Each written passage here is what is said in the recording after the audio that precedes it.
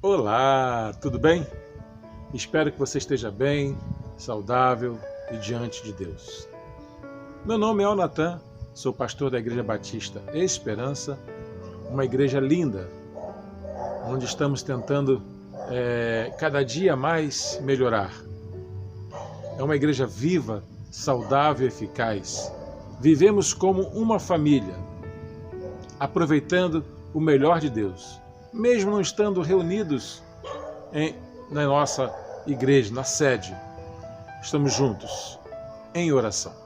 Eu quero convidar você para a nossa oração matinal. Vamos orar?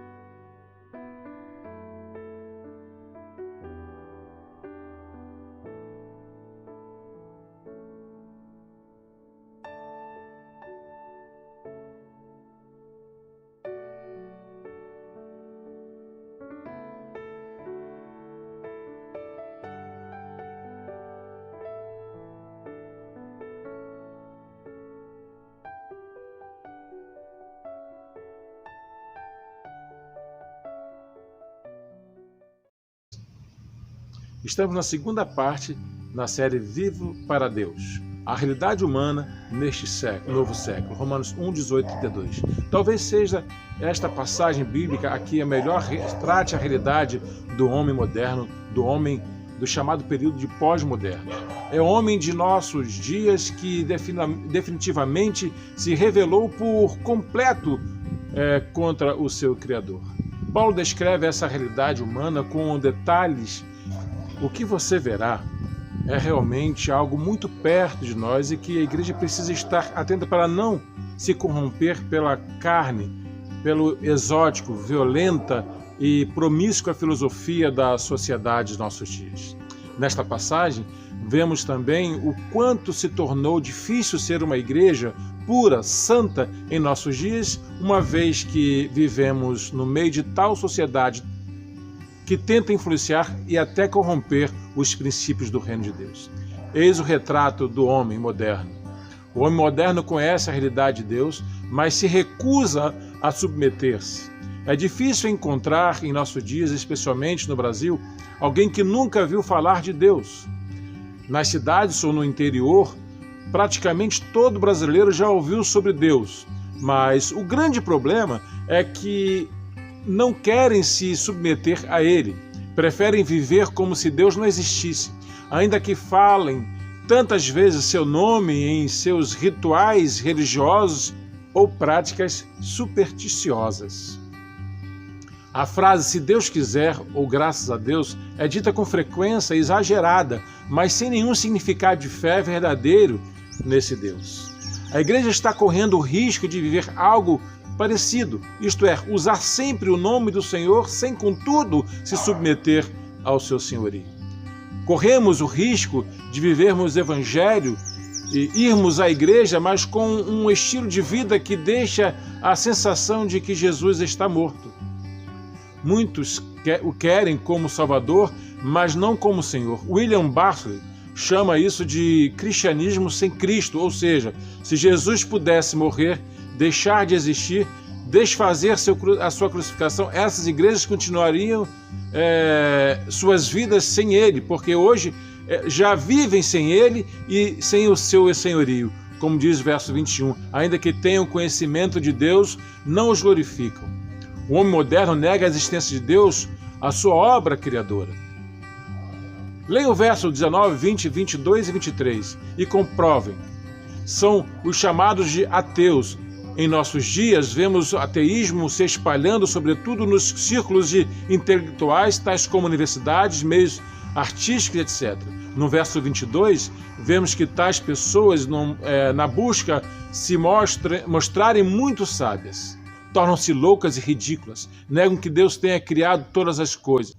São sustentadores da insustentável teoria da evolução, já descartada pela maioria da comunidade científica. Nossos jovens universitários ou até colegiais estão expostos a estas filosofias ateístas. As escolas estão ensinando que o homem veio do macaco ou de outros animais inferiores. A igreja desse tempo precisa se fortalecer na fé e levar sua juventude a uma consciência cada vez mais firmada na verdade de Deus e de Jesus Cristo, a fim de que ela possa sobreviver espiritualmente aos ataques que sua fé sofre na sociedade em que vivemos. Muitos estão abandonando sua fé por causa do que aprendem em escola. Satanás sabe como fazer isto. Preparamos o nosso povo com uma fé sólida, bem embasada na palavra de Deus, para continuarmos sendo mais que vencedores. O homem moderno é humanista, versículo 25. Vejamos esta frase. Louvaram e serviram mais a criatura do que ao Criador. Esta é a filosofia humanista. Ela coloca o homem no centro do universo e ensina que o importante é ser feliz. Não importante para isso você passe por cima dos outros ou faça todo tipo de falcatrua para se dar bem. Isto é, o homem é o mais importante e não Deus. Sutilmente, esta filosofia está invadindo os arraiais evangélicos. O evangelho da prosperidade nada mais é do que um humanismo disfarçado de teologia. Ele prega que o próspero do evangelho é que o homem seja feliz mediante riqueza, bens e muita saúde que recebe de Deus. Na verdade, estas coisas podem realmente ser bênção de Deus, mas isso não significa que só quem tem tais coisas é um crente abençoado. A Bíblia ensina diferente. Vejamos.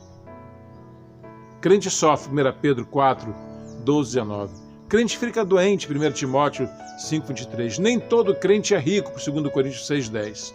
O propósito do Evangelho não é a felicidade do homem, mas a glória de Deus. E se a glória de Deus se manifesta, os homens são realmente felizes. É tão fácil entender isso, mas não sei por que as pessoas se corrompem não querendo entender. O homem moderno perdeu os referenciais da modernidade e compromisso com a verdade de Deus. 26 e 27. O conceito do homem e mulher foi relativado, dando ocasião ao surgimento de um terceiro sexo que Deus, em sua palavra, abomina. Observe o que diz o versículo 27. Da mesma forma, os homens também abandonaram as relações naturais com as mulheres e se inflamaram em paixões uns pelos outros. Começaram a cometer atos indecentes, homens com homens, e receberam em si mesmo o castigo merecido pela sua perversão. Não temos nada contra o homossexual, como pessoas que são. Nós amamos os homossexuais. Nós não amamos a sua prática pecaminosa e, portanto, inaceitável para quem ama e serve Jesus.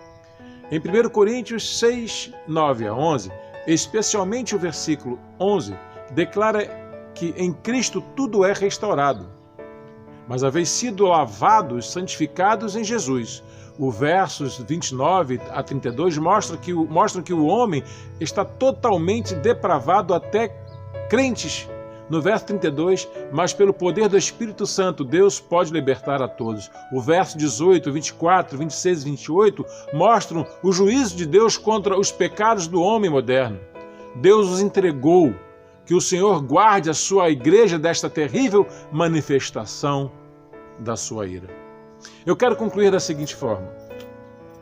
Quando nós nos apegamos às coisas de Deus, quando nós começamos a ler e entender aquilo que Deus tem para nós, as práticas do mal, as práticas pecaminosas, elas deixam de existir. Basta que você leia a palavra de Deus no intuito de aprender, e você verá que essas práticas de hoje, que essas coisas que têm acontecido durante essa era pós-moderna, o evangelho pregado por muitas igrejas, o evangelho que não transforma, o evangelho sem Cristo. Um evangelho que, se Cristo não morresse, um evangelho, se Cristo não existisse, essas igrejas continuariam existindo, porque justamente elas não pregam um evangelho de transformação, mas sim um evangelho de permanência e de que o homem seja exaltado. Eu convido a você a fazer uma reflexão sobre esses versículos que foram ditos e que entendam que aqui não existe preconceito, homofobia ou coisa parecida. O que existe aqui, na realidade, do que foi falado, é que Deus não aceita. E por Deus não aceitar, é pecado. E se é pecado, está longe de Deus e afastado de Deus. Vamos orar? Senhor Deus, traga compreensão para as nossas cabeças, para as nossas mentes, e que nossas igrejas, Deus, consigam se abster, ó Deus, dessas práticas malignas, malditas, que vêm corrompendo o nosso mundo. Práticas onde o homem é mais importante do que Deus, onde que a sua riqueza é mais importante do que a fé e viver debaixo da graça. Ó Deus, muito obrigado porque tens feito em nossas vidas. Em nome de Jesus. Amém.